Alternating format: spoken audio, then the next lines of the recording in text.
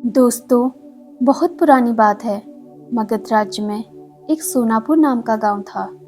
उस गांव के लोग शाम होते ही अपने घरों में आ जाते थे और सुबह होने से पहले कोई भी घर के बाहर कदम भी नहीं रखता था। इसका कारण डाकू अंगुलीमाल था। डाकू अंगुलीमाल मगध के जंगलों की गुफा में रहता था। वह लोगों को लूटता था और जान से भी मार देता था।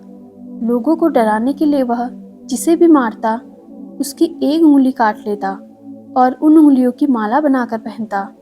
इसलिए उसका नाम अंगुलीमाल पड़ा। गांव के सभी लोग परेशान थे, कैसे इस डाकू के आतंक से छुटकारा मिले। एक दिन गौतम बुद्ध उस गांव में आए।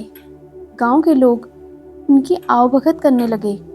गौतम बुद्ध ने देखा कि गांव के लोगों में किसी बात को लेकर दहशत फैली है।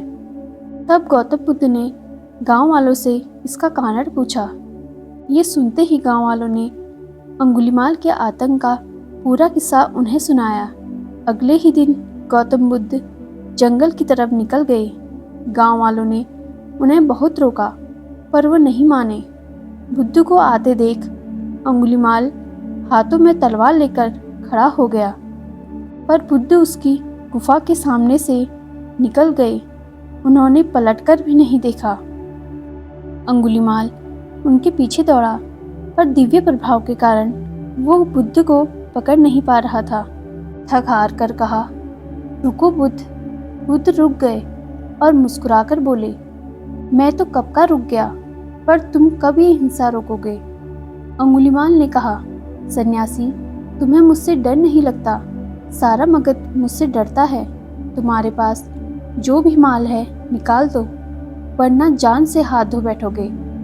मैं इस राज्य का सबसे शक्तिशाली व्यक्ति हूँ। बुद्ध जरा भी नहीं घबराए और बोले, मैं ये कैसे मान लूँ कि तुम इस राज्य के सबसे शक्तिशाली इंसान हो। तुम्हें ये साबित करके दिखाना होगा। अंगुलीमाल बोला, बताओ कैसे साबित करना होगा।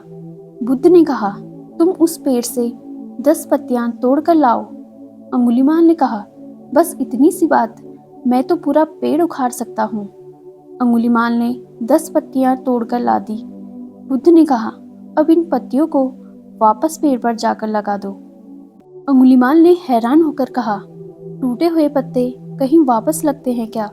तो बुद्ध बोले, जब तुम इतनी छोटी सी चीज को वापस नहीं जोड़ सकते तो तुम सबसे शक्तिशाली कैसे हुए।